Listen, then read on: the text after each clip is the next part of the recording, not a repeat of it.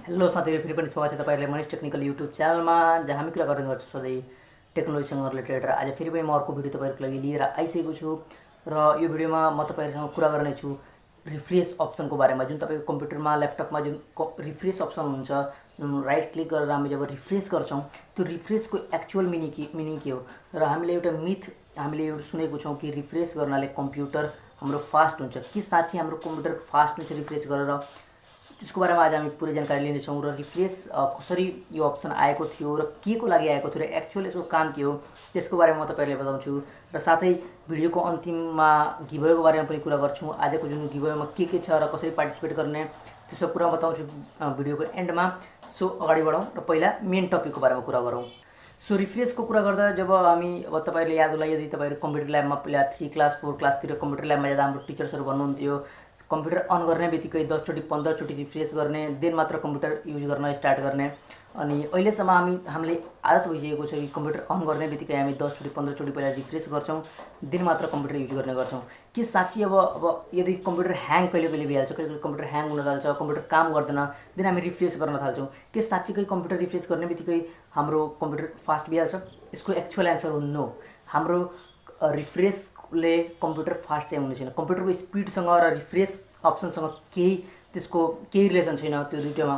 So refresh गरेर computer fast चाहिँ त हुँदैन। देन रिफ्रेस अप्सन छ किन, के काम गर्छ त्यो? देन एउटा कुरा बुझौँ, एउटा इक्जाम्पल जस्तो सपोज तपाईँ कुनै फोल्डरको भित्र एउटा फोल्डर बनाउनुहोस् र त्यसमा केही फाइल्स अलरेडी छन् र एउटा तपाईँ न्यू फोल्डर बनाउनुहोस्। कहिले कहिले के हुन्छ कि त्यो न्यू फोल्डर जुन बनाउनुहुन्छ तपाईँ, त्यो सबै फाइल्सको तल भइहाल्छ। तर एक्चुअलीमा के हुन्छ कि जुन सिस्टम छ कम्प्युटरको जुन बनाइएको छ, कहिले पनि फोल्डर जुन हुन्छ त्यो फाइल्सहरुको माथि हुन्छ, एकदम टपमा हुन्छ फोल्डर, देन त्यसको तल सबै फाइल्सहरु हुन्छन्। तर न्यू फोल्डर बनाउँदै बित्तिकै त्यो फोल्डर जता पनि जान सक्छ, मोस्टली तल हुन्छ र एकचोटि रिफ्रेस गर्ने बित्तिकै त्यो फेरि रिएरेन्ज भइहाल्छ। अथवा तपाईँ डेस्कटपमा कुनै फोल्डर बनाउनुहुन्छ भने जता पनि त्यो सेभ भइहाल्छ, तर एकचोटि रिफ्रेस गर्ने बित्तिकै त्यो एरेन्ज भइहाल्छ। अब जसरी पनि तपाईँले एरेन्जमेन्ट लगाउनुभएको छ, अल्फाबेटिकल अर्डरले अथवा डिक्रिजिङ साइजले, नामले, जे पनि जसको आधारले तपाईँले त्यो एरेन्जमेन्ट लगाउनु भएको छ, त्यसको आधारले त्यो एरेन्ज भइहाल्छ र सेट भइहाल्छ रिफ्रेस गरेपछि। अब एक्चुअली रिफ्रेसको यही काम हो कि के हुन्छ कि पहिला जब रिफ्रेस अप्सन कब आएको थियो, जब पहिला धेरै पहिला जब कम्प्युटर जुन हुन्थ्यो त्यसमा प्रोसेसर जुन हुन्थ्यो त्यो एकदम स्लो हुन्थ्यो। त्यो प्रोसेसरहरू स्लो हुनुको कारण के हुन्थ्यो कि कुनै पनि नयाँ अपडेट गर्दा अथवा नयाँ फोल्डर बनाउँदा अथवा जुन पनि नयाँ केही अपडेट गर्दा कम्प्युटरमा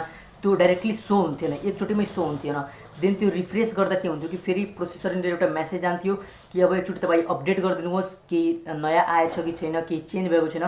देन प्रोसेसरले फेरि त्यो चेन्ज गरेर फेरि त्यो कम्प्युटरको जुन ब्याकएन्डमा काम हुन्थ्यो र त्यसको आधारले त्यो फेरि अपडेट भएर त्यहाँ फोल्डरहरू सो हुन थाल्थ्यो अथवा जे पनि चेन्ज गरिएको छ त्यो सो हुन थाल्थ्यो। पहिला अब प्रोसेसर स्लो हुन्थ्यो जो एकैचोटिमा हुन सक्दैन। अहिले प्रोसेसरहरू एकदम फास्ट भइसकेको छ, त्यस कारणले त्यति कहिले कहिले मात्र त्यो रिफ्रेस गरेर रिएरेन्ज गर्नुपर्छ, नत्र डाइरेक्टली सो भइ नै हाल्छ। सो रिफ्रेस अप्सन एड हुनुको मेन रिजन त्यही थियो कि जुन प्रोसेसर स्लो छ र केही नयाँ अपडेट सो भइरहेको छैन, त्यो अपडेटलाई रिफ्रेस गर्ने बित्तिकै सो भइहाल्छ। अब त्यसलाई कम्प्युटरको स्पिड हेरेर कहिले पनि त्यसले डिजाइन गरिएको थिएन, कहिले बनाइएको थिएन।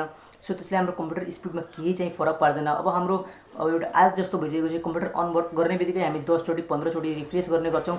जरुरी छैन कि अब तपाईँ रिफ्रेस गर्नै पर्छ, अनि किनभने सानैदेखि हामीलाई सिकाइएको छ कि कम्प्युटर अन गर्ने बित्तिकै रिफ्रेस गर, देन मात्र युज गर। सो अब जरुरी छैन कि तपाईँ रिफ्रेस गर्नु हुँदैन भने पनि त्यस्तै चल्छ, कम्प्युटर रिफ्रेस गर्नुहुन्छ भने देन त्यस्तै चल्छ। अनि मैले जस्तो भन्नुहुन्छ भने म चाहिँ आफ्नो कम्प्युटर रेयरली रिफ्रेस गर्छु। कहिले अब त्यो फोल्डरहरू रिएरेन्ज गर्नु पऱ्यो भने अथवा फोल्डर सो भएन भने त्यस्तो टाइममा म रिफ्रेस गर्ने गर्छु। अथवा यस्तो कम्प्युटर अन गर्ने बित्तिकै म 10 चोटि 15 चोटि एकचोटि पनि रिफ्रेस एक्चुअली गर्दिनँ, म डाइरेक्टली आफ्नो काम सुरु गरिदिन्छु, जे पनि मैले गर्नुहुन्छ। सो जरुरी छैन कि तपाईँले रिफ्रेस गरिराख्नुपर्छ, अनि रिफ्रेस गर्नु हुँदैन भने चल्दैन, त्यस्तो केही छैन। सो मजाले तपाईँ बिना रिफ्रेसको पनि युज गर्न सक्नुहुन्छ। अब यदि तपाईँले ब्राउजर हेर्नुभएको छ, म एउटा अझै इक्जाम्पल दिन्छु तपाईँले रिफ्रेसको। यदि तपाईँले ब्राउजर चलाउनुहुन्छ भने ब्राउजरमा के हुन्छ, कहिले कहिले तपाईँ सपोज फेसबुक चलाउनु भएको छ, सबभन्दा बेस्ट इक्जाम्पल, तपाईँले फेसबुक चलाउनु गइरहेको छ भने केही पोस्ट गर्नुहुन्छ भने के हुन्छ, अनि केही पोस्ट गर्नुहुन्छ भने डाइरेक्टली तपाईँको पोस्ट सो गर्दैन। तर एकचोटि रिफ्रेस गर्ने बित्तिकै रिलोड गर्ने बित्तिकै त्यो पोस्ट तपाईँको टपमा आइहाल्छ। अथवा एकचोटि न्युज फिडमा के हुन्छ कि न्युज फिड पुरै भइसकेको छ, अब तपाईँले नयाँ पोस्टहरू हेर्नु छ भने एकचोटि रिफ्रेस गर्नुपर्छ। रिफ्रेस गर्ने बित्तिकै फेरि अपडेट भएर नयाँ पोस्टहरू सो हुन थाल्छ। त्यही हो रिफ्रेस। केही पनि कुरा अहिले अपडेट छैन भने एकचोटि रिफ्रेस गर्ने बित्तिकै के नयाँ चेन्ज भएको छ त्यसले अपडेट गरेर त्यहाँ सो गरिदिन्छ। त्यो हो रिफ्रेस र त्यो हो मेन रिफ्रेसको मिनिङ र रिफ्रेसको काम त्यो हो।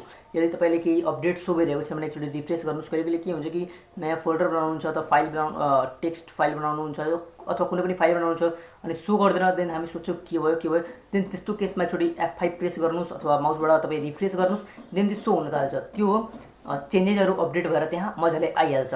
सो आई होप तपाईँहरूले रिफ्रेसको मिनिङ बुझिसक्नु भएको होला। र रिफ्रेसले कम्प्युटर स्पिड बढाउँछ त्यो जस्ट एक मिथ हो। कम्प्युटरमा टेक्नोलोजीमा धेरै मिथहरू छन्, त्यसमध्ये त्यो एक हो र त्यसले केही काम गर्दैन। मैले तपाईँहरूले सम्झाइदिएँ कि रिफ्रेसको एक्चुअल मिनिङ के हो र के काम गर्छ रिफ्रेसले। सो आई होप तपाईँहरूले बुझिसक्नु भएको होला। अब हामी कुरा गरौँ गिभअवेको बारेमा।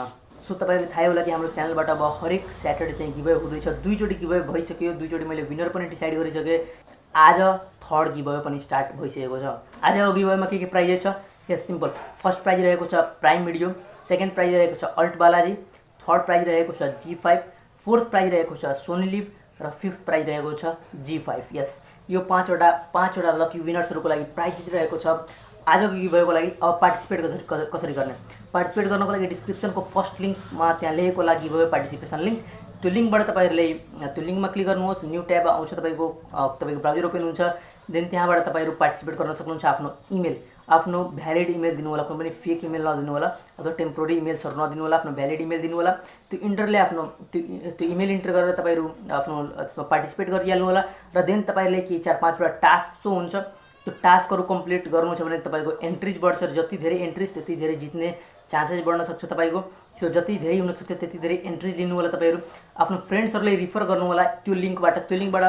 त्यो लिङ्क आफ्नो साथीहरूले पठाउनुहुन्छ र तपाईँको साथीले त्यो लिङ्कबाट तपाईँ पार्टिसिपेट गर्यो गिभअवेमा, देन तपाईँको अझै एन्ट्रिज बढ्न सक्छ। रिफरको अप्सन पनि छ यसमा। सो जति धेरै पोइन्ट बढाउन ट्राई गर्नुहुन्छ, एन्ट्रिज बढाउन ट्राई गर्नुहुन्छ, त्यति धेरै राम्रो हुन्छ तपाईँको लागि।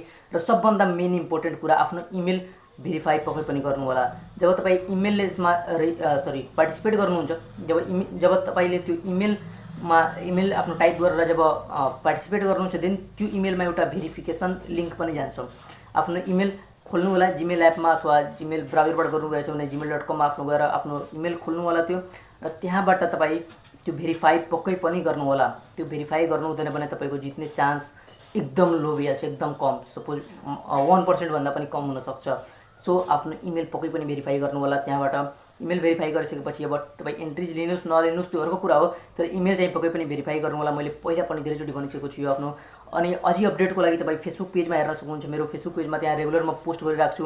गिभअवेको विनर्सहरू त्यहीँ पोस्ट हुन्छ र त्यहाँ विनर पनि त्यहीँ डिसाइड हुन्छ। बुधबार साँझे 7 बजे म लाइभ आउँछु आफ्नो फेसबुक पेजमा र त्यहाँ विनर डिसाइड गर्ने गर्छु। र त्यहाँ मैले पुरै अपडेटहरू सो गर्छु, कसले प्राइजेस पायो, को जितेको छ, त्यहीँ पोस्ट हुन्छ। सो फेसबुक पेजलाई लाइक गर्न नबिर्स्नु होला, च्यानललाई सब्सक्राइब गर्न नबिर्स्नु होला, इन्स्टाग्रामलाई फलो गर्न नबिर्स्नु होला। सो फेरि पनि म भेट्छु तपाईँहरूलाई एउटा इन्ट्रेस्टिङ भिडियोमा, अर्को भिडियोमा। सो अहिलेको लागि गुड बाई, जय नेपाल।